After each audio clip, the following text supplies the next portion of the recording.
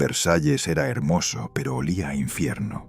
Imagina que es el año 1682 y acabas de recibir la invitación más codiciada de Europa. Vivir en el Palacio del Rey Sol, Luis XIV de Francia. Cruzas las puertas doradas. Tus ojos se pierden en los espejos infinitos, en los frescos celestiales, en el mármol que brilla como si Dios mismo lo hubiera pulido. Pero entonces algo golpea tu nariz con la fuerza de un puñetazo. Un olor dulzón, nauseabundo, que ninguna cantidad de perfume puede disfrazar del todo. Es el aroma de la orina humana fermentándose en los rincones, mezclada con sudor rancio, excremento escondido tras cortinas de seda y cuerpos sin lavar cubiertos de polvo de arroz.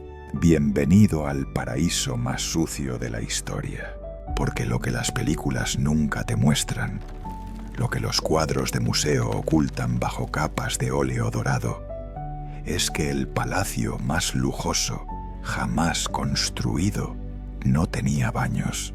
10.000 personas vivían encerradas en esa jaula de oro por orden del rey, y ninguna de ellas tenía dónde evacuar sus necesidades con dignidad. Los pasillos laterales se convertían en letrinas improvisadas cada noche. Las escaleras de servicio apestaban a orines que se filtraban entre las piedras, y en medio de ceremonias interminables, nobles con pelucas de medio metro de altura apretaban las piernas desesperados, sabiendo que no podían abandonar la presencia real, ni siquiera para defecar.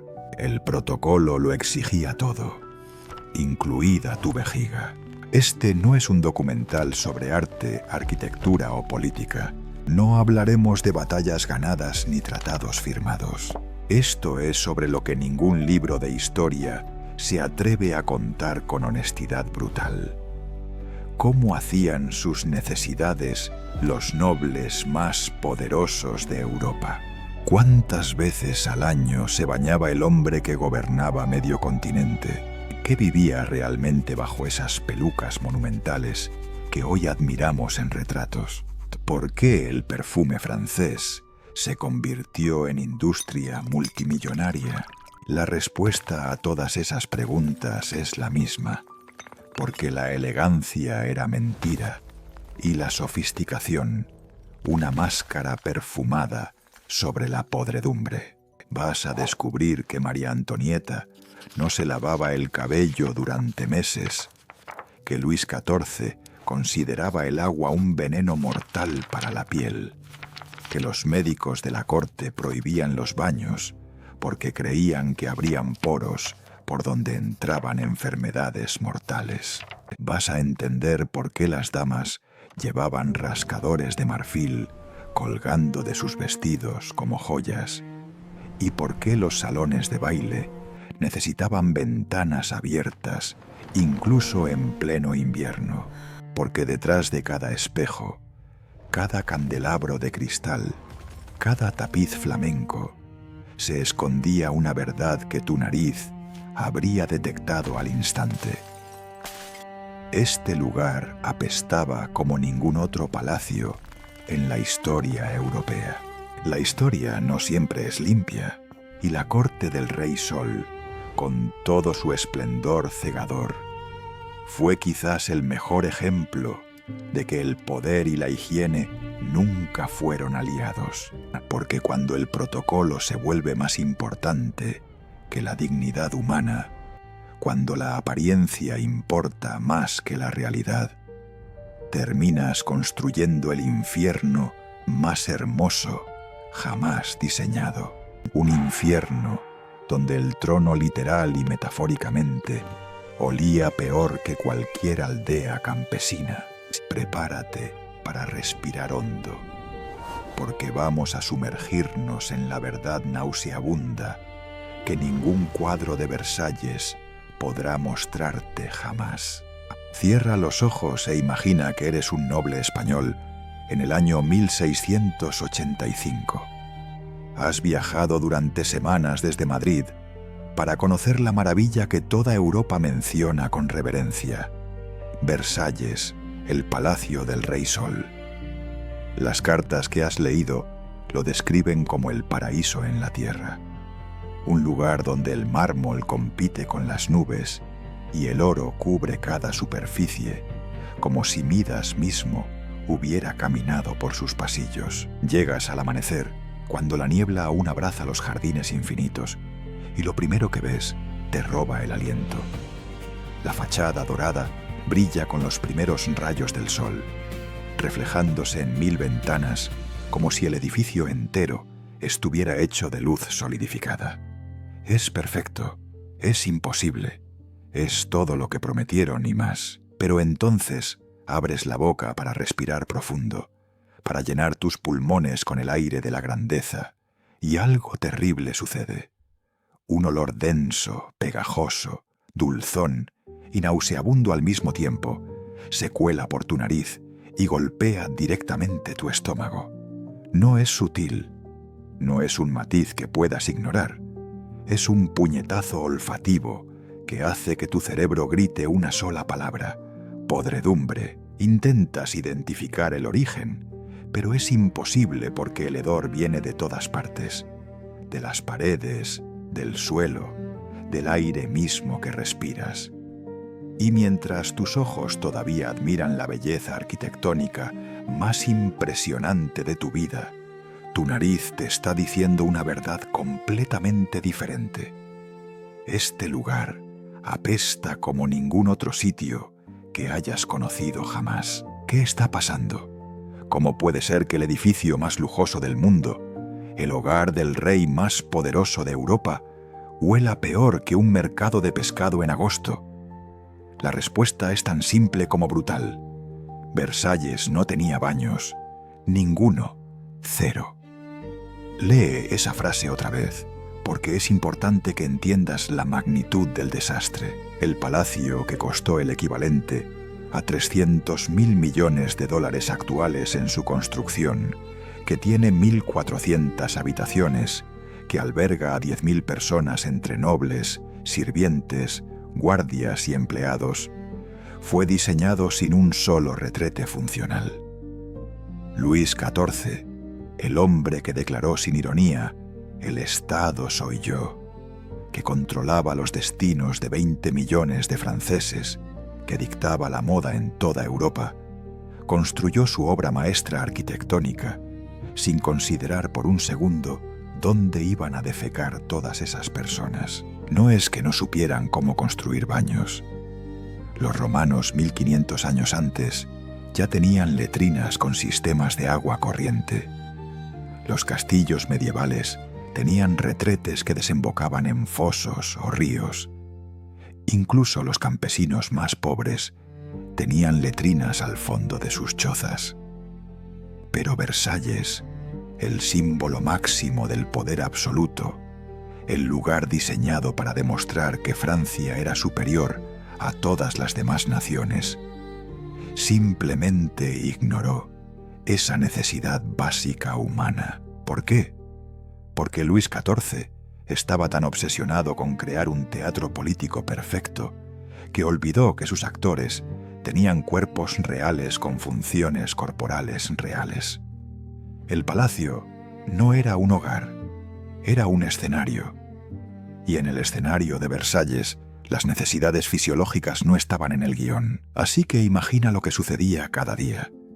10.000 personas despertando, desayunando, bebiendo vino porque el agua del pozo estaba contaminada, y todas ellas necesitando eventualmente orinar o defecar. ¿Dónde lo hacían?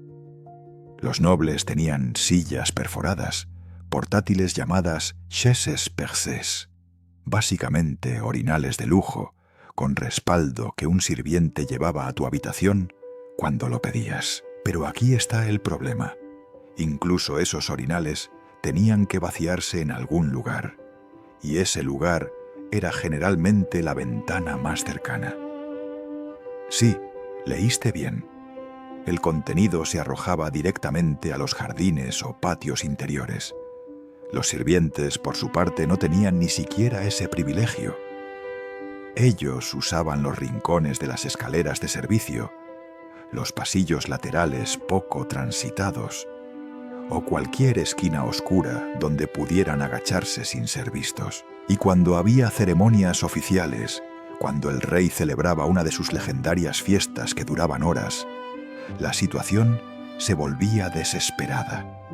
Imagínate siendo una dama de la corte, con un vestido que pesa 20 kilos, con un corsé tan apretado que apenas puedes respirar, participando en un baile que ha durado 3 horas y media. Necesitas orinar urgentemente, pero no puedes abandonar la presencia del rey sin permiso explícito. Y pedir ese permiso sería admitir públicamente que tu cuerpo tiene necesidades, lo cual está completamente prohibido por el protocolo. ¿Qué haces? Lo mismo que hacían todas. Te escondes detrás de una cortina, te levantas las capas de enaguas y orinas directamente en el suelo de mármol, mientras rezas para que nadie te vea y para que el charco no se extienda hasta donde todos pueden verlo. No es una exageración. No es un mito inventado por enemigos de Francia. Está documentado en las memorias de nobles que vivieron allí, en los informes de los administradores del palacio que se quejaban constantemente, en las cartas de visitantes extranjeros horrorizados. La duquesa de Orleans, cuñada del rey, escribió en una carta que los pasillos de Versalles olían tan mal que tenía que taparse la nariz con un pañuelo perfumado cada vez que salía de su habitación. El embajador de Venecia reportó a su gobierno que el esplendor del palacio se ve disminuido por el hedor intolerable que emana de sus esquinas. Incluso el jardinero jefe dejó notas quejándose de que tenía que limpiar excrementos humanos de los setos casi a diario. Y lo peor de todo es que nadie veía esto como un problema que necesitara solución urgente. El rey sabía, los nobles sabían, los sirvientes ciertamente sabían. Pero Versalles no era sobre comodidad o higiene, era sobre poder, era sobre obligar a la nobleza francesa a vivir bajo la mirada constante del monarca, controlando cada aspecto de sus vidas, incluidas sus funciones más íntimas. Si estabas en Versalles, estabas bajo el control total de Luis XIV, y si ese control significaba que tenías que vivir en un palacio que olía a letrina pública, pues ese era el precio del privilegio. Porque al final del día, cuando el sol se ponía sobre los jardines magníficos y las velas iluminaban los salones de baile dorados, todos esos nobles que se retorcían incómodos, todos esos sirvientes que buscaban rincones oscuros, todos ellos sabían una verdad fundamental.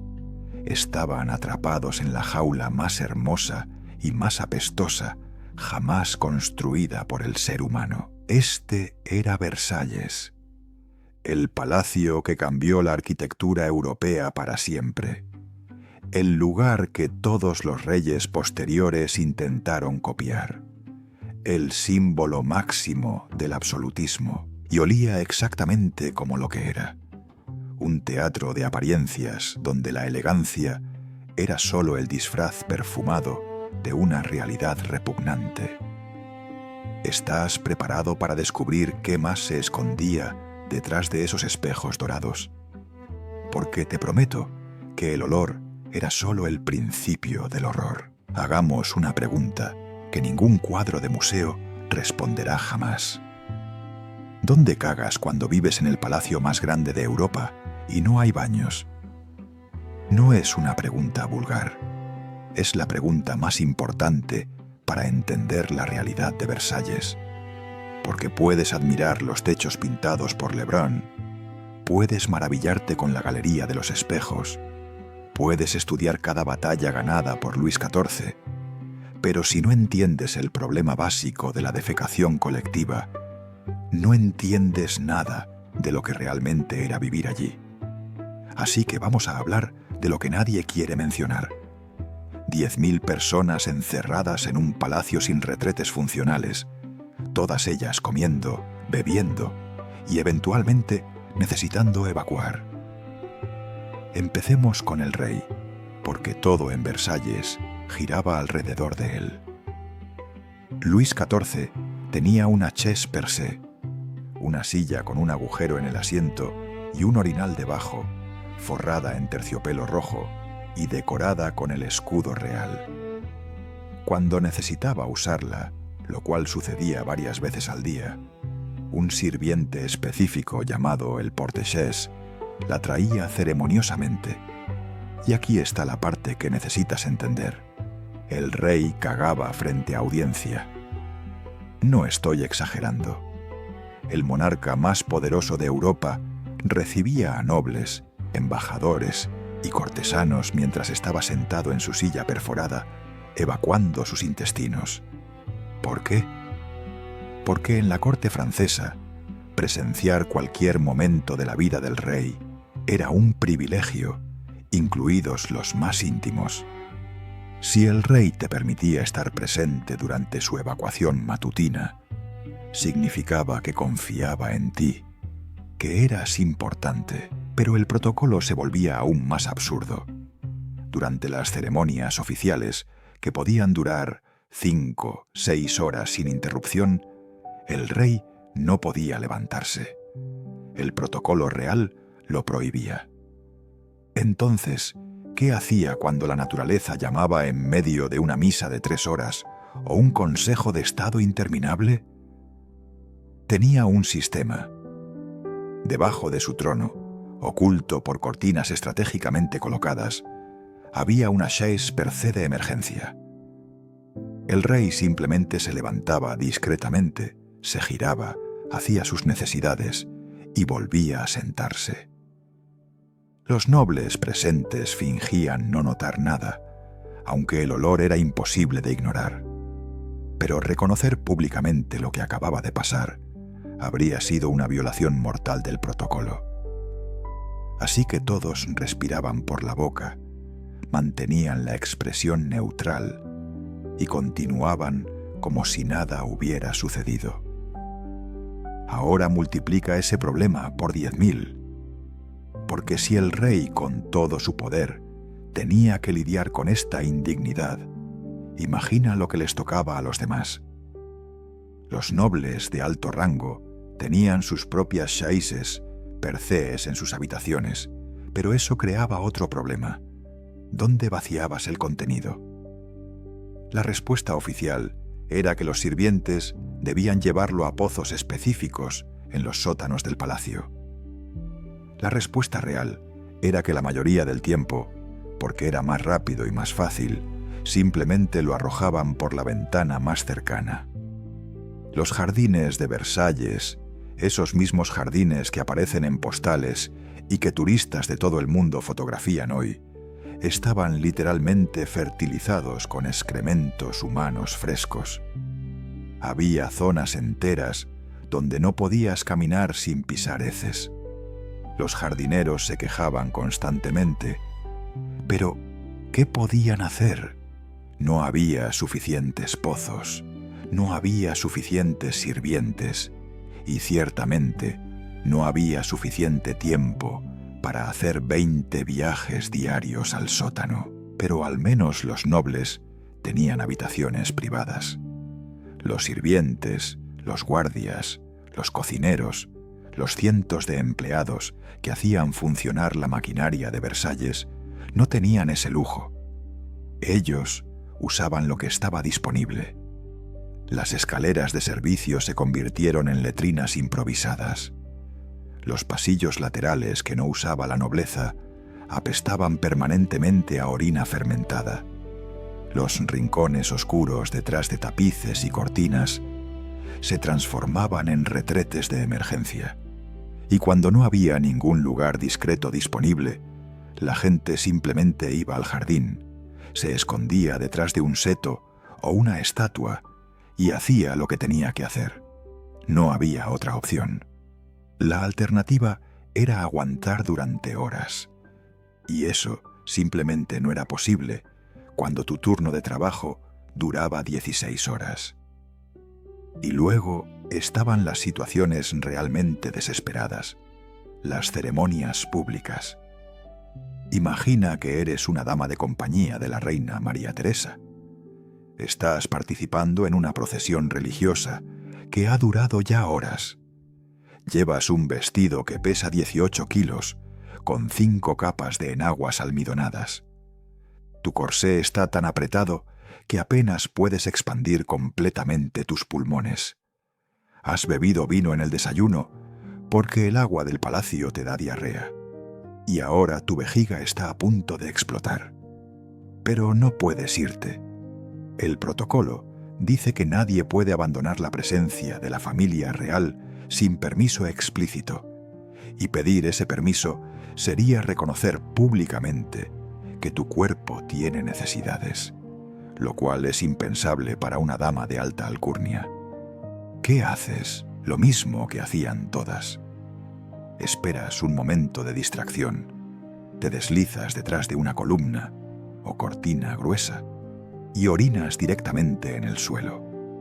Si tienes suerte, llevas lo que llamaban una bourdaloue, una especie de orinal portátil con forma ovalada que las mujeres podían sostener entre sus piernas bajo las faldas. Pero incluso con esa herramienta, el proceso era arriesgado, incómodo y humillante. Y si necesitabas defecar, no había bourdaloue que te salvara.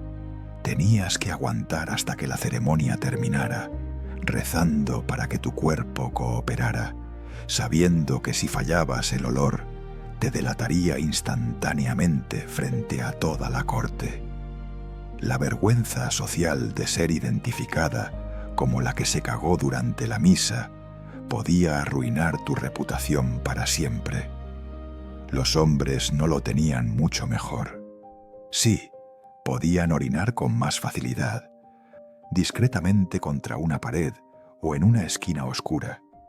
Pero defecar requería más tiempo, más privacidad, más vulnerabilidad. Y en un lugar donde estar ausente, aunque sea 15 minutos, podía costarte una oportunidad política o una posición ventajosa frente al rey. Nadie quería desaparecer para hacer sus necesidades. Así que desarrollaron estrategias.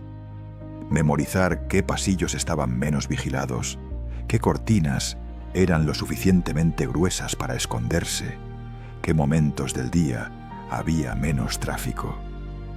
Vivir en Versalles no era solo dominar el protocolo social, era dominar el protocolo escatológico. Y todo esto sucedía todos los días, durante décadas.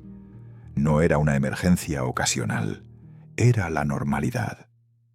El olor a excremento humano era tan omnipresente en Versalles que dejaba de ser notable para quienes vivían allí. Tu nariz simplemente se adaptaba. Los visitantes extranjeros se horrorizaban, escribían cartas escandalosas a sus gobiernos, pero los residentes permanentes habían perdido hace mucho la capacidad de oler su propia porquería. Era como vivir junto a una fábrica. Después de un tiempo, tu cerebro simplemente filtra el hedor, porque procesar esa información constantemente sería insoportable. Entonces, ¿por qué nadie hizo nada? ¿Por qué Luis XIV, con todo su poder ilimitado, no ordenó simplemente construir baños? Porque hacerlo habría requerido admitir que el diseño original estaba equivocado. Habría significado reconocer públicamente que el palacio perfecto tenía una falla fundamental. Y para un rey que había construido su imagen sobre el concepto de perfección absoluta, sobre la idea de que él era el sol alrededor del cual giraba Francia entera, esa admisión era imposible. Así que en lugar de solucionar el problema, simplemente lo ignoraron. Cubrieron el hedor con perfume, limpiaban los pasillos principales cada mañana. Castigaban severamente a quien fuera atrapado defecando en lugares particularmente inapropiados. Pero el sistema fundamental nunca cambió. Versalles siguió siendo un palacio sin baños hasta mucho después de la muerte de Luis XIV. Porque a veces el orgullo apesta más que cualquier letrina. Aquí está el dato que romperá tu imagen de la realeza francesa para siempre. Luis XIV, el Rey Sol, el hombre más poderoso de Europa, el monarca que gobernó Francia durante 72 años, se bañó completamente solo 2 veces en toda su vida adulta. Sí, leíste bien, 2 veces. No 2 veces al mes, no 2 veces al año, 2 veces en 7 décadas. Y no fue porque no tuviera acceso al agua o porque fuera demasiado pobre para calentarla. Fue porque él, junto con toda la corte francesa y la mayoría de médicos de la época, creían firmemente que bañarse con agua era peligroso, potencialmente mortal y completamente innecesario. Para ellos, el agua no limpiaba, el agua mataba. ¿Cómo llegaron a esa conclusión demencial? La teoría médica del siglo XVII estaba obsesionada con los poros de la piel. Los doctores creían que tu piel era como una red de túneles microscópicos que normalmente estaban cerrados, protegiéndote del mundo exterior. Pero cuando te sumergías en agua, especialmente agua caliente, esos poros se abrían completamente. Y una vez abiertos, todas las enfermedades que flotaban en el aire, los miasmas pestilentes, los vapores malignos, podían penetrar directamente en tu cuerpo y matarte lentamente desde adentro. Para ellos, tomar un baño era básicamente invitar a la muerte a entrar por cada centímetro de tu piel. Así que la aristocracia francesa, incluido el rey, simplemente no se bañaba. Era sentido común médico, era supervivencia. Entonces, ¿cómo se mantenía limpio el hombre más importante de Francia? La respuesta es que no se mantenía limpio, al menos no según nuestros estándares. Luis XIV tenía una rutina matutina muy específica que sus sirvientes seguían religiosamente.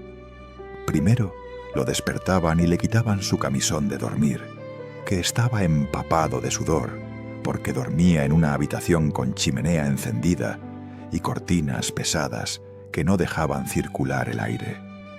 Luego, 2 sirvientes lo frotaban vigorosamente con paños de lino seco, perfumados con agua de rosas o lavanda. La idea era que el paño absorbería la suciedad superficial y el sudor sin abrir los poros peligrosos. Después le ponían una camisa limpia de lino fino, que él usaría todo el día hasta la noche siguiente. Eso era todo. Ese era el proceso completo de limpieza real. Pero espera, porque se pone peor. Luis XIV casi nunca se lavaba las manos, excepto brevemente con un poco de vinagre aromático antes de comer. No se cepillaba los dientes, porque los cepillos de dientes apenas existían y usar palillos era considerado vulgar. Su boca, para cuando llegó a la vejez, era un desastre de dientes podridos y encías inflamadas. Los embajadores que tenían que hablar con él de cerca reportaban que su aliento era tan fétido que tenían que hacer esfuerzos conscientes para no retroceder o hacer muecas de asco.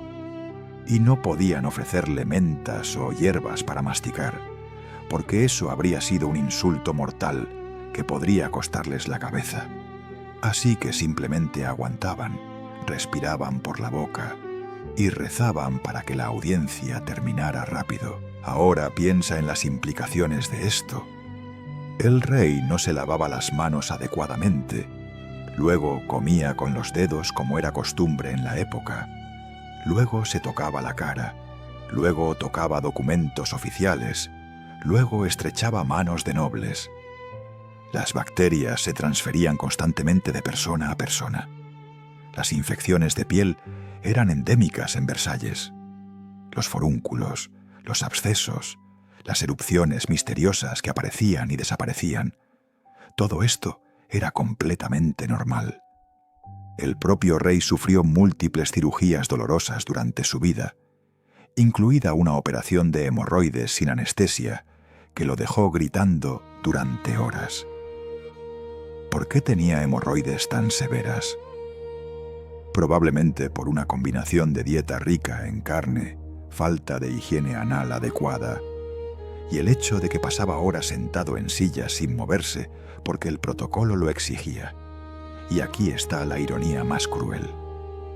Luis XIV cambiaba de ropa constantemente. Tenía cientos de camisas, chaquetas, pantalones, medias. Se cambiaba múltiples veces al día, especialmente después de cualquier actividad física. Pero nunca lavaba su cuerpo. Entonces, básicamente, estaba poniendo ropa limpia sobre piel sucia, sudorosa, cubierta de células muertas y grasa corporal acumulada. Imagina ponerte una camisa recién planchada después de no haberte duchado durante 2 semanas. Esa camisa olería terrible en 1 hora. Ahora multiplica eso por décadas. El olor corporal de Luis XIV, debajo de todas las capas de perfume que usaba, debe haber sido absolutamente nauseabundo. Pero nadie se lo podía decir. Criticar el olor del rey era traición, y no estaba solo. María Teresa, su esposa, seguía las mismas prácticas. Ana de Austria, su madre, igual. Todas las damas de la corte, todos los nobles, todos seguían esta misma rutina de limpieza en seco. La diferencia era cuántas capas de perfume usabas para ocultar el resultado. Los ricos se bañaban en litros de esencias florales. Los menos adinerados usaban polvos aromáticos y aguas perfumadas más baratas. Pero nadie, absolutamente nadie en la alta sociedad francesa del siglo XVII, se metía en una tina con agua y jabón regularmente. Hacerlo te habría marcado como excéntrico en el mejor de los casos y como peligrosamente ignorante de la ciencia médica en el peor. La obsesión con evitar el agua llegaba a extremos absurdos. Cuando Luis XIV decidió finalmente tomar uno de sus 2 baños completos, fue un evento médico supervisado. Los doctores de la corte prepararon el agua con hierbas específicas para cerrar los poros rápidamente después del baño.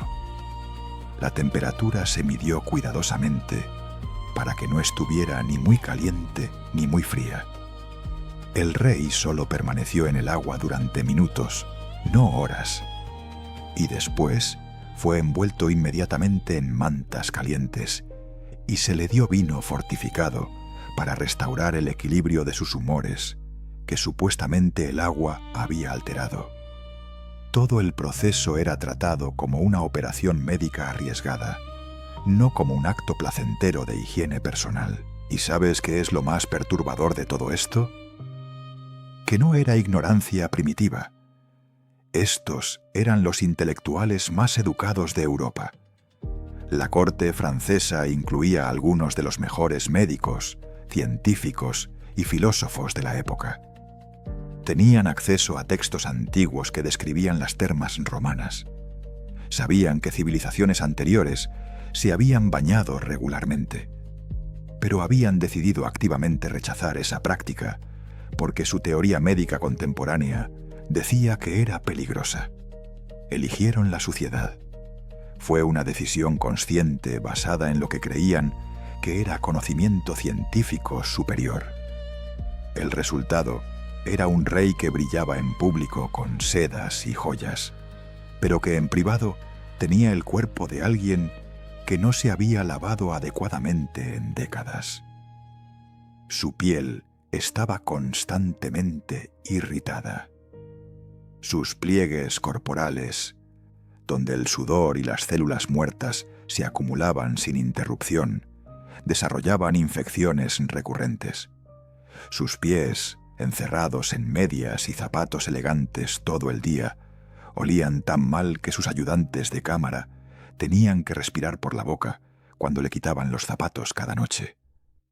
Este era el Rey Sol, el hombre que supuestamente encarnaba la perfección divina, el monarca absoluto cuya palabra era ley, y olía exactamente como lo que era, un humano que no se bañaba, cubierto con suficiente perfume y ropa cara para que nadie pudiera mencionarlo sin arriesgar su vida. La próxima vez que veas un retrato de Luis XIV, con su peluca inmensa, su postura majestuosa, sus ropajes dorados, recuerda esto.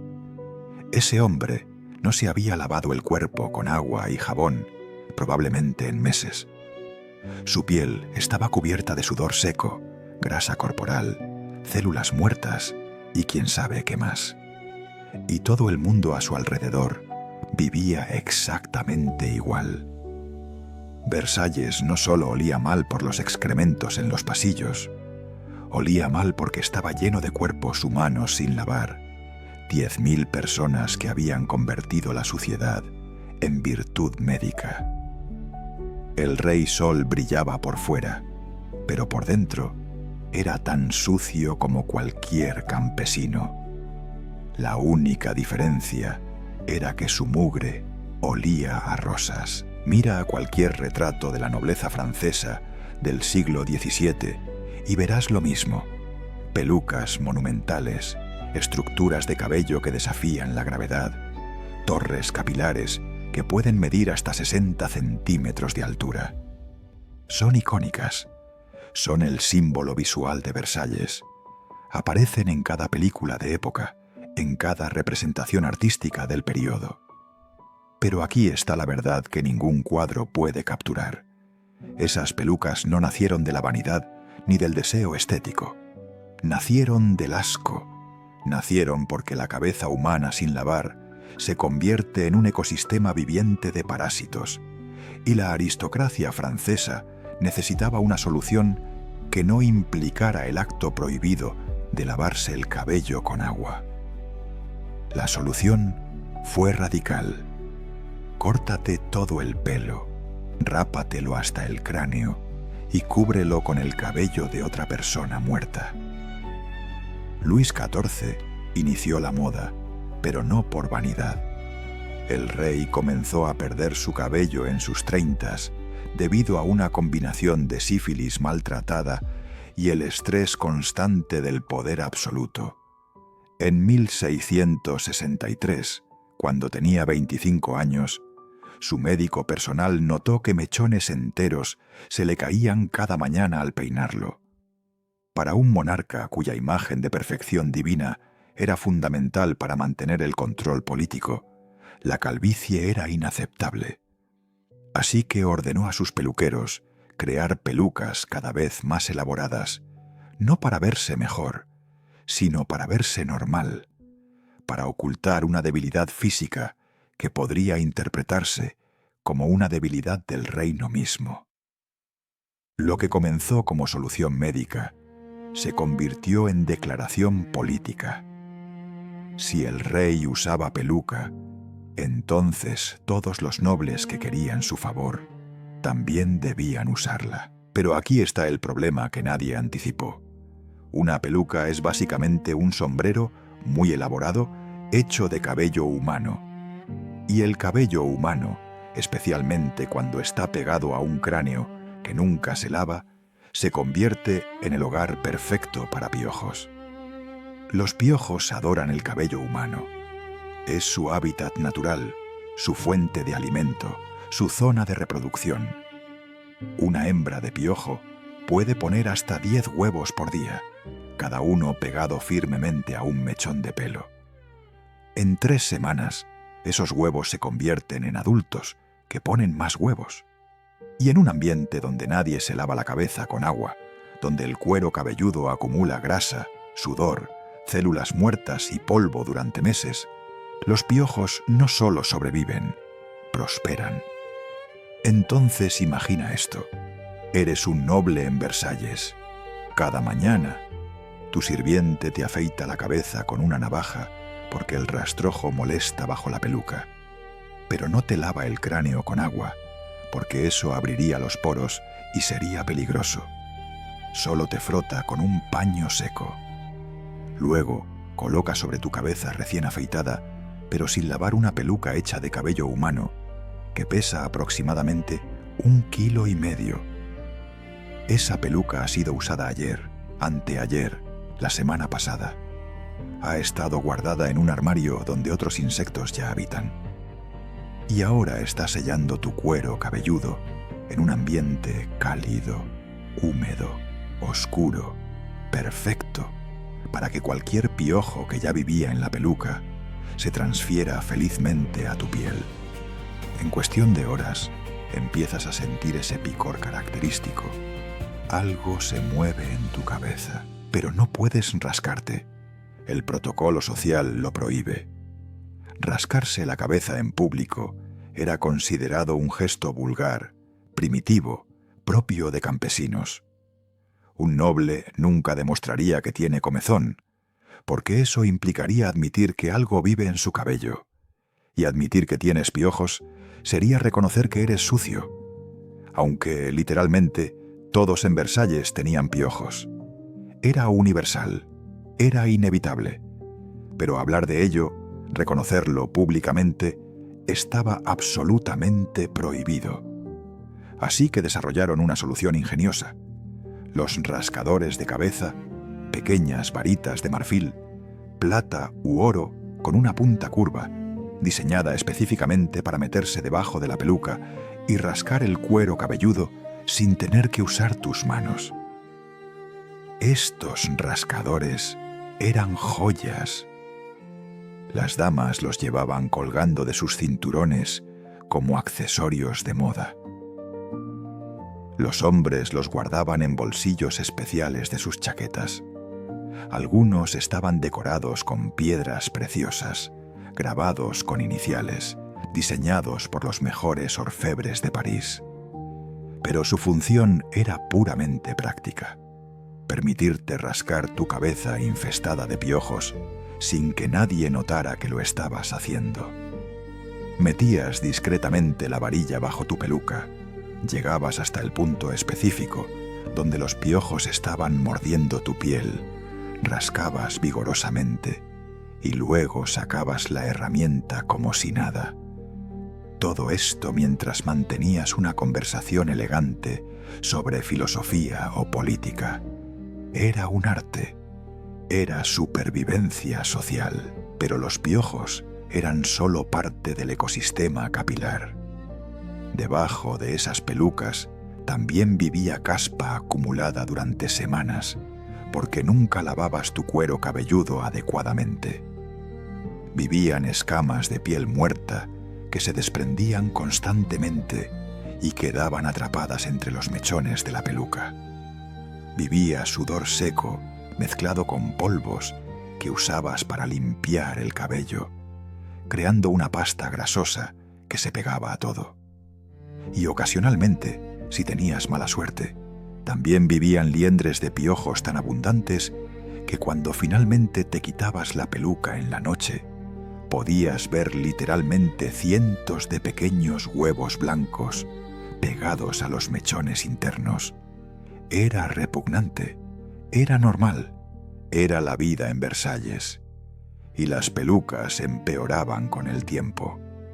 El cabello humano del que estaban hechas absorbía el sudor de tu cabeza, los aceites de tu piel, el polvo del aire, y todo eso se acumulaba porque las pelucas tampoco se lavaban regularmente.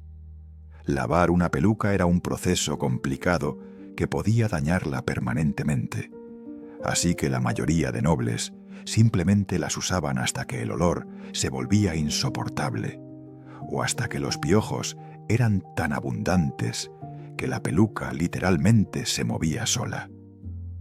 Solo entonces mandaban la peluca a limpiar profesionalmente, un proceso que podía tardar semanas. Mientras tanto, usaban una peluca de repuesto que probablemente estaba en condiciones similares. Las mujeres lo tenían peor, porque sus peinados eran aún más elaborados. María Antonieta, décadas después de Luis XIV, llevó los peinados a alturas literalmente extremas. Estructuras de hasta 90 centímetros, que incluían no solo cabello, sino también alambres, cojines rellenos, decoraciones, incluso pequeñas jaulas con pájaros vivos. Pero la base siempre era la misma: cabello natural mezclado con extensiones, todo ello sin lavar durante meses. Las damas de la corte podían pasar 3, 5 meses sin deshacer completamente su peinado, porque el proceso de construcción tomaba horas y era extremadamente caro. Entonces, ¿qué crees que pasaba en esa estructura durante meses? Se convertía en un ecosistema completo. Piojos, sí, pero también ácaros del polvo, ocasionalmente ratones pequeños que se metían a dormir en el cabello tibio, y en casos extremos, hasta cucarachas. Hay relatos documentados de damas que se desmayaban durante ceremonias porque el peso de su peinado, más la actividad de los parásitos, causaban dolores de cabeza insoportables. Hay historias de nobles que desarrollaban infecciones en el cuero cabelludo porque los piojos mordían tanto que creaban heridas abiertas, y esas heridas se infectaban en el ambiente sucio. Y hay al menos un caso registrado de una dama que murió de fiebre tifoidea, transmitida por piojos que vivían en su peinado sin lavar. La moda literalmente mataba. Pero nadie cambiaba el sistema, porque cambiar habría requerido admitir que el sistema estaba equivocado. Y en Versalles, la apariencia de perfección era más importante que la realidad de tu salud. Entonces, la próxima vez que veas una pintura de Luis XIV, con su peluca majestuosa rizada hasta los hombros, o un retrato de una dama con un peinado que desafía la física, recuerda lo que realmente estás viendo: una armadura contra la vergüenza. Una estructura diseñada para ocultar que la cabeza debajo está rasurada, sucia, cubierta de grasa y sudor acumulados, infestada de parásitos que muerden constantemente. Esas pelucas icónicas no son símbolos de elegancia. Son monumentos a la desesperación, soluciones desesperadas para un problema que tenía una respuesta simple que todos se negaban a considerar: lavar tu maldito cabello con agua y jabón. Pero eso habría sido admitir que la ciencia médica estaba equivocada.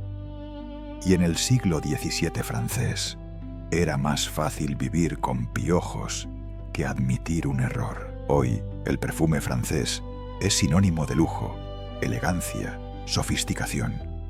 Chanel, Dior, Guerlain, nombres que evocan glamour y refinamiento. La industria del perfume francés genera miles de millones de euros al año y es considerada la cúspide del arte olfativo mundial. Pero aquí está la verdad incómoda que las marcas de lujo prefieren olvidar. El perfume francés no nació del deseo de oler bien.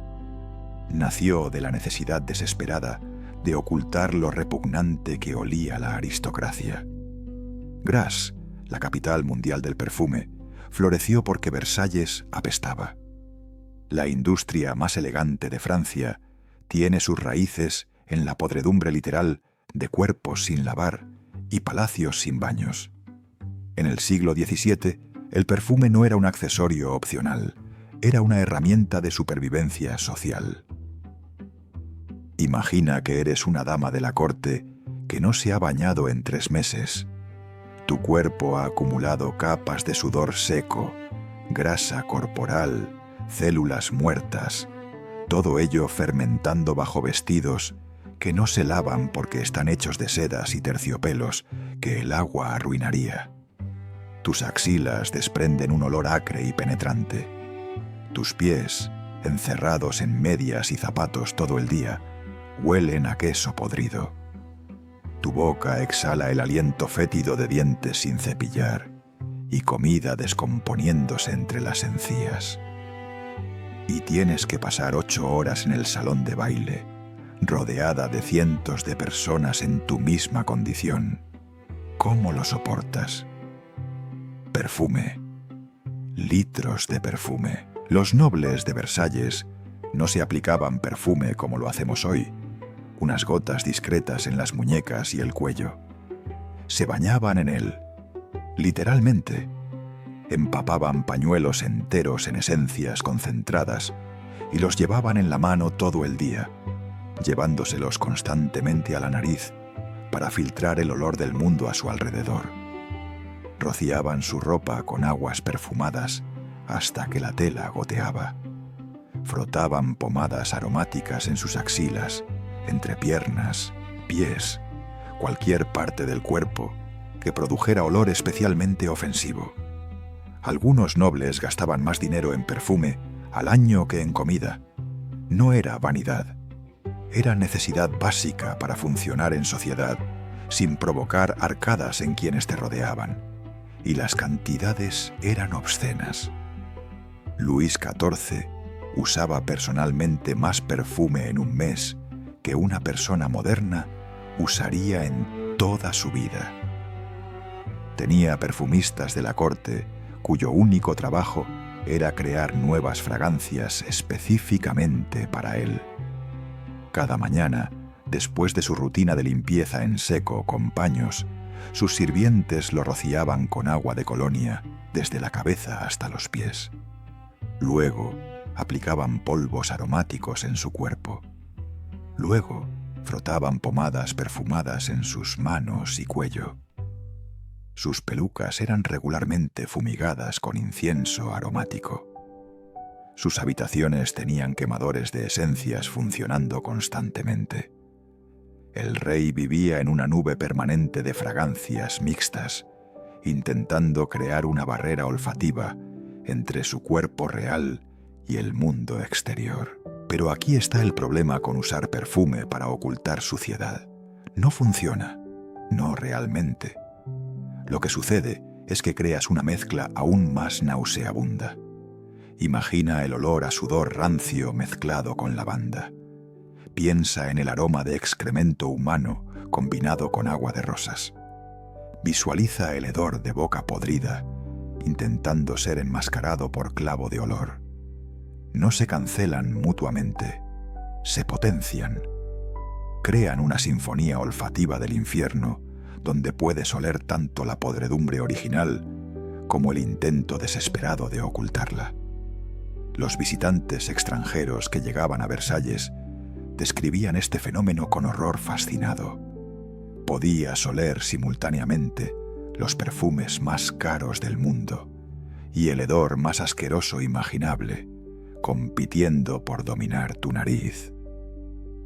Grasse, la pequeña ciudad en el sur de Francia, que se convirtió en capital mundial del perfume, debe su fortuna entera a esta necesidad. En el siglo XVI era conocida por su industria de cuero, curtiendo pieles para guantes. Pero el cuero curtido olía terrible, así que los artesanos comenzaron a perfumar los guantes para hacerlos vendibles. Cuando la moda de los guantes perfumados llegó a la corte, los nobles descubrieron algo útil. Si podías hacer que el cuero oliera bien, tal vez podías hacer que un cuerpo humano oliera tolerable. La demanda explotó. Para 1650, Grasse había abandonado casi completamente el cuero para enfocarse solo en perfumes. Cultivaban campos infinitos de lavanda, rosas, jazmines, violetas. Desarrollaron técnicas de destilación cada vez más sofisticadas. Y todo porque Versalles necesitaba cantidades industriales de fragancias para funcionar. Las fragancias de la época eran diferentes a los perfumes modernos. Eran intensas, casi violentas en su potencia. Tenían que serlo. No estaban diseñadas para ser sutiles o atractivas. Estaban diseñadas para derrotar olores que habían estado fermentando durante meses. Los ingredientes principales eran almizcle animal, ámbar gris, civeta, sustancias que hoy consideraríamos demasiado fuertes para uso humano. El almizcle venía de glándulas de ciervos almizcleros. El ámbar gris era básicamente vómito solidificado de ballena. La civeta se extraía de las glándulas anales de un animal similar al gato. Estos olores animales, intensos y penetrantes, tenían el poder de enmascarar temporalmente incluso los hedores humanos más persistentes. Eran la artillería pesada del mundo olfativo. Pero el perfume también se convirtió en declaración social. Cuanto más caro y raro era tu perfume, más alto era tu estatus. Los nobles competían por tener las fragancias más exclusivas, las mezclas más complejas, los ingredientes más exóticos. Luis XIV prohibió a cualquier otro miembro de la corte usar su fragancia personal específica. Era suya exclusivamente. Copiarla era un crimen. El perfume del rey incluía ingredientes traídos desde la India, especias que costaban literalmente su peso en oro. No porque oliera necesariamente mejor que alternativas más baratas, sino porque el costo mismo era el punto. El mensaje era claro: soy tan rico que puedo gastar fortunas en ocultar mi propia suciedad.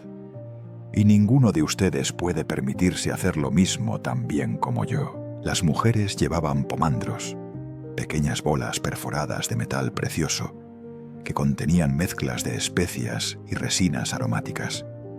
Las colgaban de sus cinturones o collares, cerca de la nariz, para tener una fuente constante de olor agradable. Dentro ponían clavo, canela, nuez moscada, ámbar, almizcle, todo molido y mezclado en una pasta. Cuando el olor del salón se volvía insoportable, simplemente levantaban el pomander y respiraban profundamente. Era como tener un filtro de aire portátil, excepto que solo funcionaba para ti y no hacía nada por limpiar el ambiente real. Solo te permitía sobrevivir olfativamente en un espacio tóxico. Y había una industria entera dedicada a perfumar objetos. No solo cuerpos, sino todo. Los guantes se perfumaban. Los pañuelos se empapaban en esencias. Los abanicos tenían compartimentos para sustancias aromáticas. Las pelucas se fumigaban regularmente. Los muebles se frotaban con ceras perfumadas. Las cortinas se rociaban con aguas florales. Incluso el papel de escribir cartas se perfumaba antes de usarse. La idea era crear capas múltiples de defensa olfativa. Si tu cuerpo olía mal, pero tu ropa olía a rosas, tal vez la ropa ganaría. Si la habitación olía a excremento, pero las cortinas olían a lavanda, tal vez podría respirar cerca de las cortinas. Era una guerra olfativa constante donde el perfume era tu única arma, pero al final era una batalla perdida. Porque no importa cuánto perfume uses, si no limpias la fuente de la suciedad, el olor siempre regresa. El sudor sigue siendo sudor, aunque huela a jazmín. Los dientes podridos siguen pudriéndose, aunque enjuagues tu boca con agua de rosas. Los piojos siguen mordiendo, aunque tu peluca esté fumigada con incienso. El perfume francés del siglo XVII era fundamentalmente un engaño, una ilusión, un truco de magia olfativo que nunca funcionaba del todo. Era admitir derrota mientras pretendías victoria. Era decir: sé que huelo repugnante, pero al menos huelo repugnante con estilo.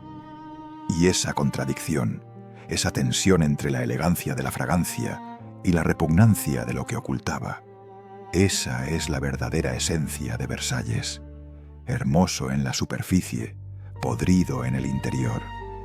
Y desesperado porque nadie note la diferencia. La suciedad cobra su precio. Siempre lo hace. Y en Versalles, ese precio se pagaba en carne viva, en piel desfigurada, en órganos colapsados, en muerte prematura. Porque puedes cubrir el hedor con perfume, puedes ocultar los piojos bajo pelucas magníficas, puedes pretender que la elegancia te protege de la realidad biológica. Pero las bacterias no entienden de protocolo. Los virus no respetan la jerarquía social. Y cuando encierras a 10.000 personas en un palacio sin ventilación adecuada, sin baños funcionales, sin agua limpia, donde nadie se lava el cuerpo ni las manos, estás creando el laboratorio perfecto para que las enfermedades se reproduzcan, muten y maten. Versalles no era solo sucio, era letal. La viruela era la reina indiscutible del terror en la corte. Esta enfermedad, causada por un virus que se transmite por el aire y por contacto directo, encontró en Versalles su paraíso. Imagina cómo se propagaba. Una persona infectada tose en el salón de baile. Las gotículas microscópicas flotan en el aire cerrado, sin ventanas abiertas porque el frío del invierno no lo permite. Cientos de personas inhalan esas gotículas. En una semana, 20 de ellas desarrollan fiebre alta. En 2 semanas, sus cuerpos se cubren de pústulas dolorosas, ampollas llenas de pus que brotan en cada centímetro de piel. La cara, el cuello, el pecho, los brazos, las piernas, incluso dentro de la boca y la garganta. No puedes comer porque tu lengua está cubierta de llagas. No puedes dormir porque el dolor es constante. Y si sobrevives, lo cual no está garantizado porque la viruela mata al 30% de sus víctimas, quedarás marcado para siempre. Las cicatrices de la viruela eran el certificado visible de que habías estado en el infierno y regresado. Pozos profundos en la piel, donde las pústulas habían destruido el tejido. Rostros que parecían cráteres lunares, desfigurados permanentemente. Damas de la corte que habían sido consideradas bellezas se convertían en monstruos sociales de la noche a la mañana. Y no había nada que pudieran hacer excepto cubrir su cara con polvo de plomo blanco, que irónicamente era tóxico y lentamente envenenaba su sangre. La viruela no discriminaba. Atacaba a sirvientes y nobles por igual. Pero los nobles sufrían más porque tenían más que perder. Su belleza era su capital social, y la viruela lo destruía sin piedad. Hay registros de damas que se suicidaron después de sobrevivir a la viruela porque no podían soportar verse en el espejo. Y como nadie se lavaba las manos adecuadamente, la disentería se propagaba con velocidad aterradora. Un cocinero infectado tocaba la comida. 50 personas comían esa comida. En 2 días, las 50 tenían diarrea explosiva. Algunas morían. Las que sobrevivían quedaban debilitadas durante semanas, susceptibles a cualquier otra infección que pasaba por ahí. Los médicos de la corte no entendían cómo se transmitía, porque la teoría de los gérmenes no existía todavía. Creían que era causada por aires malignos o desequilibrios de humores. Así que sus tratamientos, sangrías y purgas, solo empeoraban la situación al debilitar aún más a los pacientes. La disentería mataba silenciosamente, sin el drama visible de la viruela, pero mataba constantemente. Las infecciones de piel eran endémicas. Cuando tu cuerpo no se lava durante meses, cuando la ropa se usa durante semanas sin limpiar, cuando duermes en sábanas que nunca se cambian, tu piel se convierte en un cultivo bacteriano viviente. Pequeños cortes que en condiciones normales sanarían en días se infectaban gravemente. Forúnculos, abscesos llenos de pus que tenían que ser lanceados con cuchillos sin esterilizar. Erisipela, una infección estreptocócica que hacía que tu piel se pusiera roja, caliente, hinchada y que podía matarte si llegaba al torrente sanguíneo. Antrax cutáneo, úlceras que no sanaban, gangrena en casos extremos.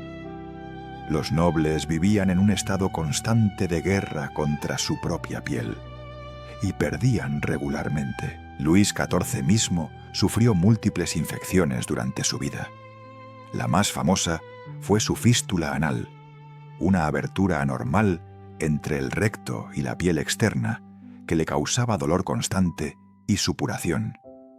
En 1686, cuando tenía 48 años, tuvo que someterse a una cirugía sin anestesia. Los cirujanos lo ataron a una mesa, insertaron instrumentos en su ano y cortaron el tejido infectado mientras el rey gritaba de agonía. La operación duró 2 horas. El rey sobrevivió, pero la recuperación tomó meses, durante los cuales no podía sentarse normalmente y tenía que recibir a nobles y embajadores acostado en un sofá, fingiendo que todo estaba bien mientras la herida quirúrgica supuraba en sus vendajes. ¿Por qué desarrolló esa fístula? Probablemente por una combinación de hemorroides crónicas no tratadas e infecciones bacterianas causadas por falta de higiene anal adecuada. La tuberculosis también merodeaba por los pasillos de Versalles. Esta enfermedad, que se transmite por el aire en espacios cerrados, encontraba víctimas fáciles en una población hacinada, malnutrida y con sistemas inmunes debilitados por otras enfermedades constantes. La tuberculosis era conocida como la muerte blanca, porque sus víctimas se volvían pálidas, perdían peso dramáticamente, tosían sangre y lentamente se consumían durante meses o años. No había cura, no había tratamiento efectivo. Solo podías esperar y ver si tu cuerpo era lo suficientemente fuerte para derrotarla. Muchos no lo eran, y lo peor era que la enfermedad era romántica en la mentalidad de la época. Se creía que la tuberculosis atacaba a personas sensibles, artísticas, refinadas. Morir de tuberculosis era casi elegante, pero la realidad era asfixiarte en tu propia sangre mientras tus pulmones se desintegraban lentamente. La mortalidad infantil en Versalles era apocalíptica. Luis XIV tuvo 6 hijos legítimos con su esposa María Teresa. Solo uno llegó a la edad adulta. Los otros 5 murieron en la infancia o juventud de diversas enfermedades. Y esto era el rey, con acceso a los mejores médicos, la mejor comida, las mejores condiciones que el dinero podía comprar. Imagina la mortalidad entre los hijos de sirvientes. La realidad es que tener un hijo en Versalles era una apuesta terrible. Las probabilidades estaban en contra de que ese niño viera su 5º cumpleaños. Las infecciones los mataban. La disentería los deshidrataba. La viruela los desfiguraba y luego los mataba. Y los que sobrevivían quedaban marcados, debilitados, enfermos crónicos para el resto de sus vidas cortas. La esperanza de vida promedio en la corte no era mucho mejor que en las aldeas campesinas, a pesar de toda la riqueza y el lujo. Sí, no morías de hambre. Sí, tenías techo sobre tu cabeza, pero morías de enfermedades que la higiene básica habría prevenido. Morías porque vivías en un entorno que priorizaba la apariencia sobre la salud, el protocolo sobre el sentido común, la tradición sobre la supervivencia. Versalles era literalmente una trampa mortal dorada. Entrabas buscando poder, prestigio, conexiones, y salías en un ataúd, o al menos con tu salud permanentemente destruida, tu rostro marcado por la viruela, tu cuerpo debilitado por infecciones crónicas. Y nadie hablaba de esto abiertamente. Reconocer que Versalles era insalubre habría sido criticar implícitamente al rey, y eso era impensable. Así que todos fingían que las epidemias eran mala suerte, castigos divinos, voluntad de Dios. Fingían que las muertes prematuras eran normales, inevitables, parte del orden natural. Fingían que vivir rodeado de tu propia suciedad en el palacio más lujoso del mundo no tenía consecuencias. Pero los cuerpos no mienten. Los muertos no pueden fingir. Y las estadísticas de mortalidad de Versalles cuentan una historia que ninguna cantidad de perfume o protocolo puede ocultar. Este lugar mataba a su propia gente, lenta y dolorosamente, todo en nombre de la grandeza. Aquí está la ironía más brutal de toda esta historia. Mientras Luis XIV se sentaba en su trono dorado, sin haberse bañado en meses, cubierto de perfume caro para ocultar su hedor, había un campesino en alguna aldea francesa que esa misma mañana se había lavado en el río. Mientras las damas de Versalles usaban rascadores de marfil para lidiar con los piojos bajo sus pelucas de 1000 libras, había mujeres pobres que se lavaban el cabello regularmente con agua y ceniza, manteniéndolo limpio y libre de parásitos. La jerarquía social decía que el rey estaba en la cima de la civilización y el campesino en el fondo. Pero la realidad olfativa contaba una historia completamente diferente. Cuanto más bajo estabas en la escala social, más probable era que tu cuerpo estuviera realmente limpio. La aristocracia francesa había invertido completamente la lógica de la higiene. Vamos a hablar de cómo vivía realmente un campesino promedio en el siglo XVII. No romanticemos su existencia.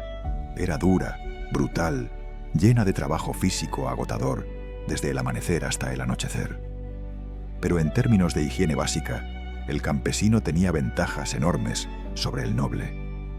Primero, vivía cerca de fuentes de agua natural, ríos, arroyos, lagos, pozos comunales que no estaban contaminados con los desechos de 10.000 personas.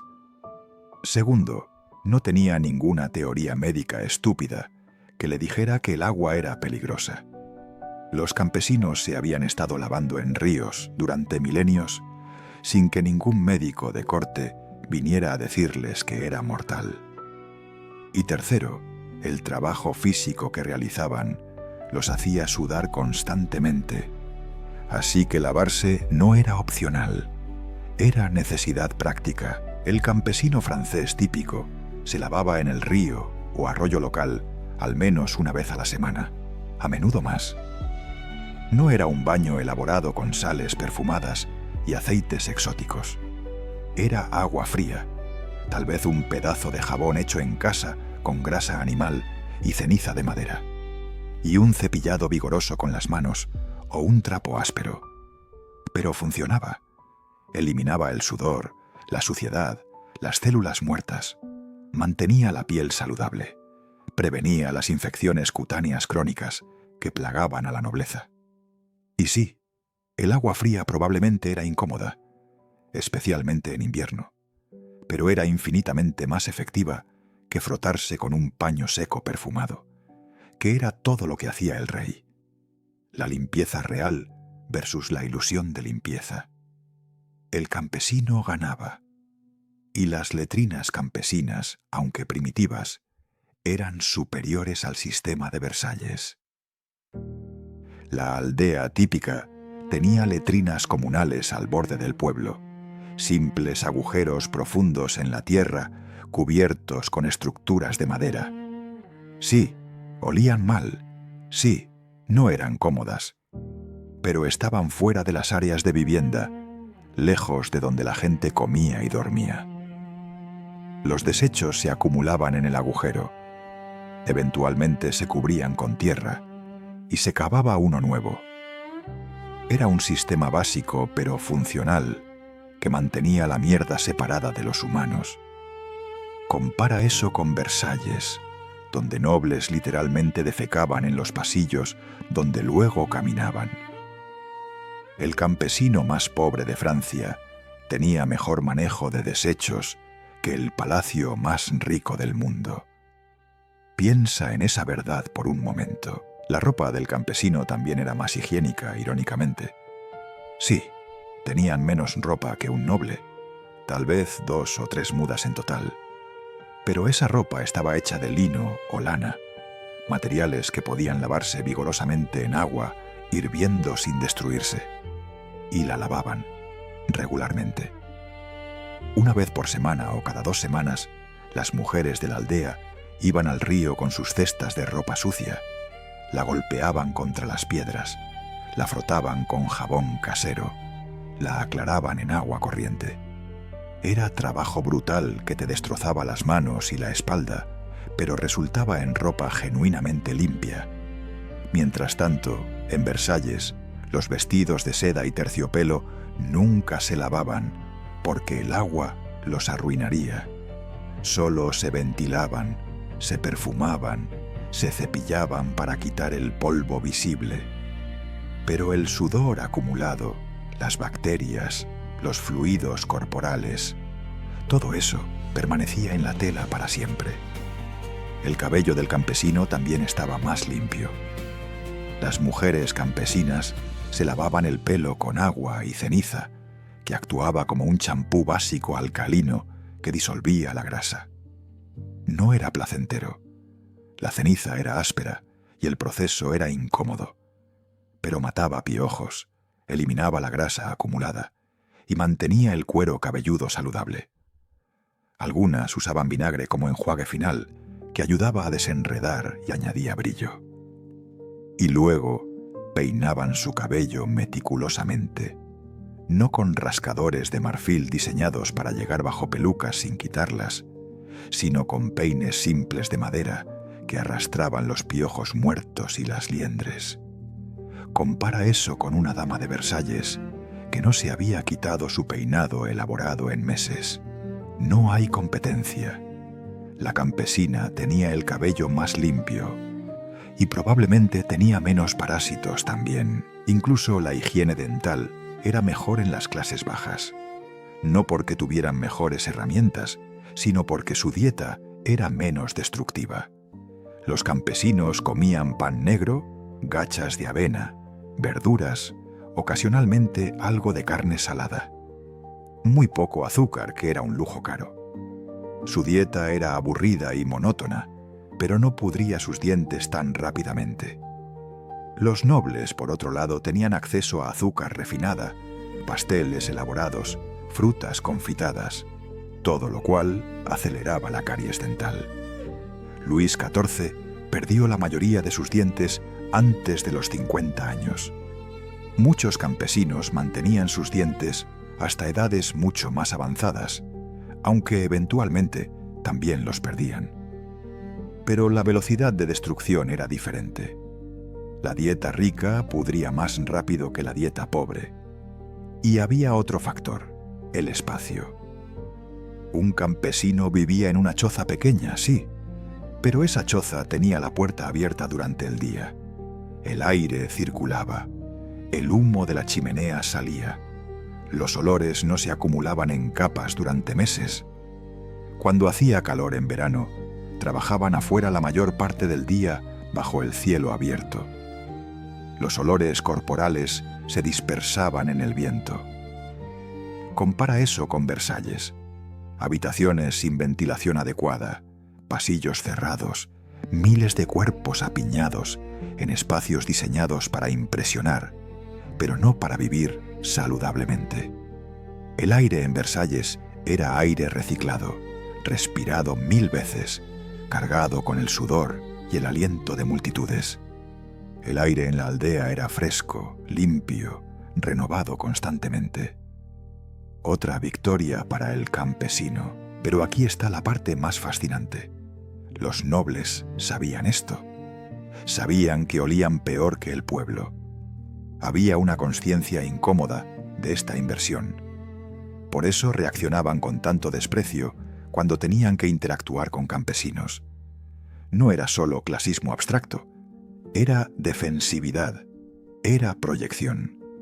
Tenían que insistir verbalmente en que el campesino era sucio, primitivo, animal, porque si admitían la verdad, si reconocían que el hombre con ropa remendada, que acababa de lavarse en el río, olía mejor que ellos con sus sedas perfumadas, toda la estructura de la jerarquía social se vendría abajo.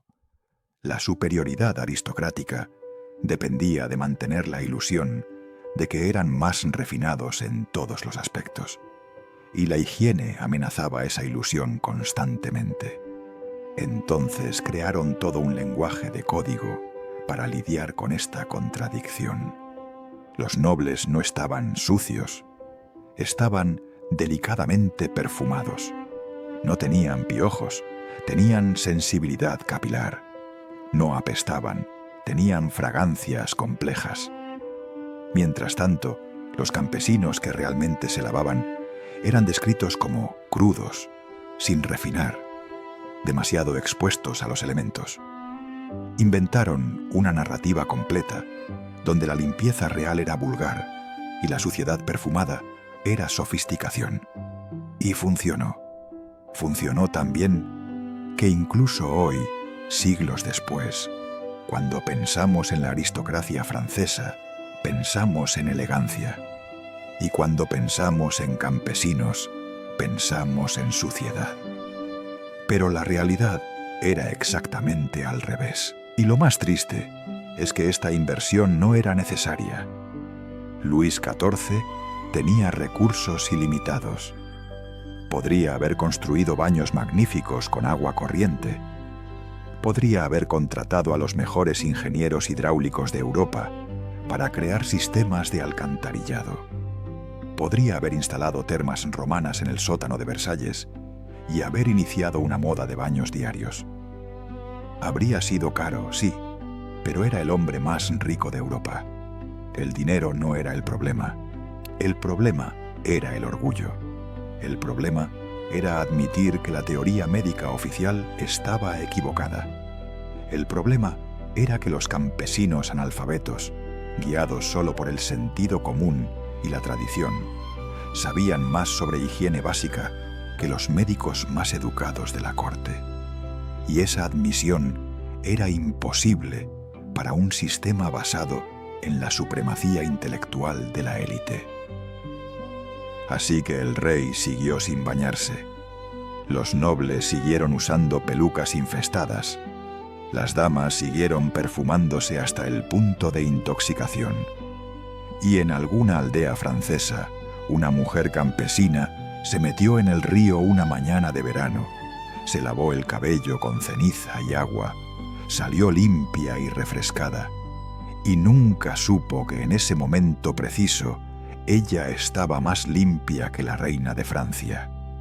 Esa es la verdad que Versalles nunca podría admitir, que toda su grandeza arquitectónica, toda su riqueza acumulada, todo su poder político, no podía comprar lo que el campesino más pobre tenía por defecto: limpieza real, higiene básica, la capacidad simple y profunda de no apestar. El trono olía peor que la aldea. Siempre lo hizo. Y esa es la ironía final que ninguna cantidad de espejos dorados puede reflejar. Entonces, ¿por qué importa todo esto? ¿Por qué dedicamos más de una hora a hablar sobre el olor del palacio más famoso de Europa? ¿Por qué nos obsesionamos con dónde cagaba Luis XIV, cuántos piojos tenía María Antonieta y cuánto perfume necesitabas para funcionar socialmente en Versalles? Porque esta no es realmente una historia sobre higiene. Es una historia sobre poder, sobre apariencia, sobre la distancia brutal entre lo que el mundo ve y lo que realmente existe. Y es una historia que necesitamos contar ahora, en este momento preciso de la historia humana, porque estamos viviendo nuestra propia versión de Versalles. Solo que nuestros espejos son pantallas, nuestro perfume son filtros de Instagram, y nuestra mierda se acumula en lugares que preferimos no examinar. Versalles nos fascina porque destruye una fantasía fundamental que nos contamos sobre el pasado.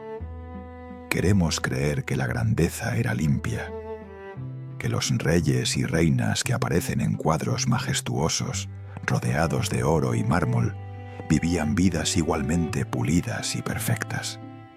que la historia es una película de disfraces de época, donde todos huelen a rosas y hablan con elocuencia, mientras el viento mueve suavemente sus vestidos impecables. Pero la verdad es que la historia apesta, literalmente. La grandeza siempre ha estado construida sobre cimientos de mierda humana, sudor sin lavar, enfermedades ignoradas y una cantidad obscena de negación colectiva. Y reconocer eso, mirar directamente a esa verdad, sin el filtro romántico, es liberador de una manera extraña e incómoda. Porque cuando entiendes que Luis XIV, el hombre más poderoso de Europa, vivía cubierto de sus propios fluidos corporales, bajo capas de perfume caro, algo cambia en tu percepción del poder. Ya no puedes verlo como una fuerza mística o divina. Lo ves como lo que siempre ha sido: actuación humana, teatro elaborado, diseñado para que no notes que el actor está sudando bajo el disfraz. El Rey Sol no brillaba porque fuera especial. Brillaba porque tenía suficiente dinero para comprar reflectores lo suficientemente potentes como para cegarte y que no notaras el olor. Y una vez que ves ese truco, una vez que entiendes el mecanismo, nunca vuelves a ver el poder de la misma manera. Empiezas a preguntar: ¿qué está ocultando el perfume hoy? ¿Qué mierda literal o metafórica se está acumulando detrás de las fachadas doradas de nuestra época? Y hay otra razón por la que esta historia importa.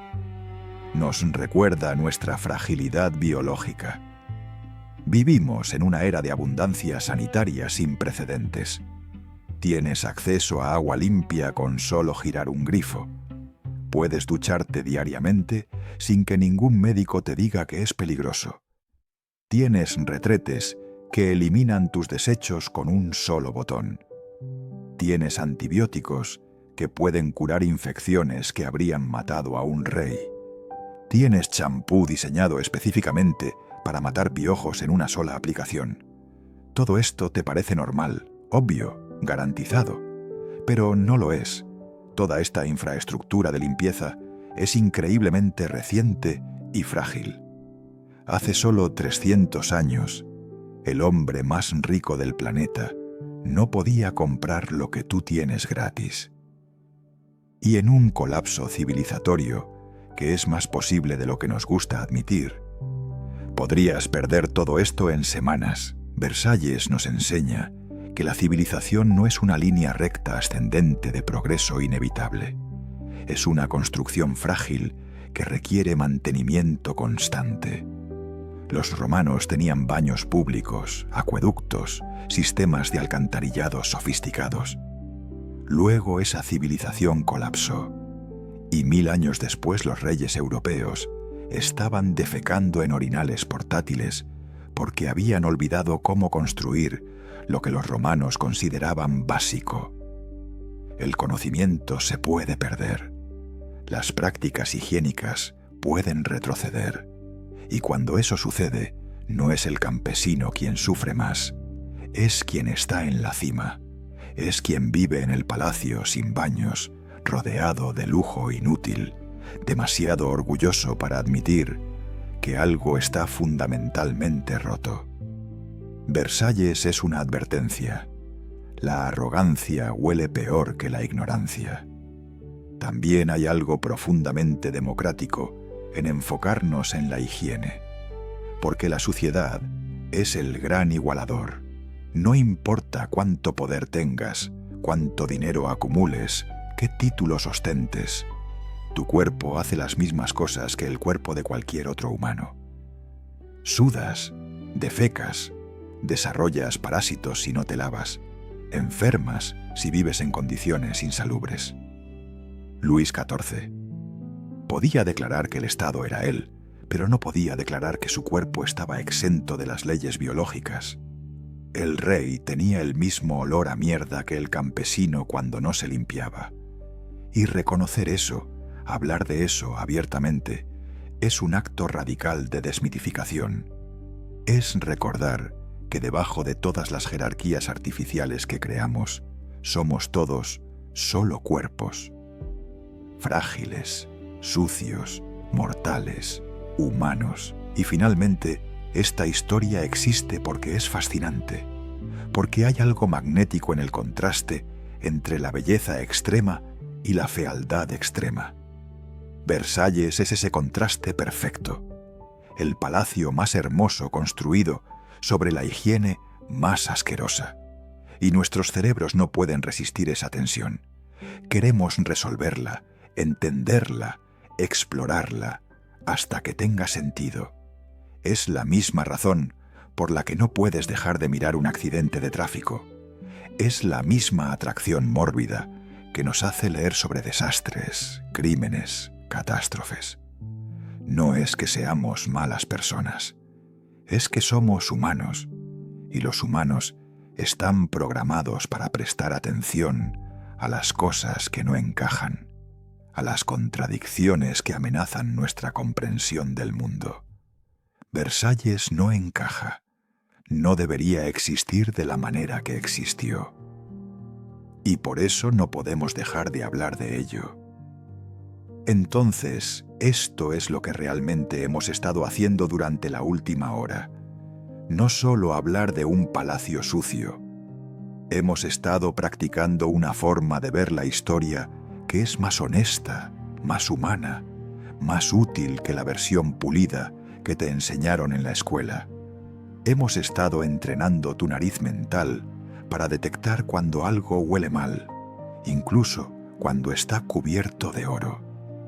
Hemos estado aprendiendo a hacer las preguntas incómodas que nadie quiere hacer, pero que todos necesitamos responder. ¿Dónde está el baño? ¿Quién limpia la mierda?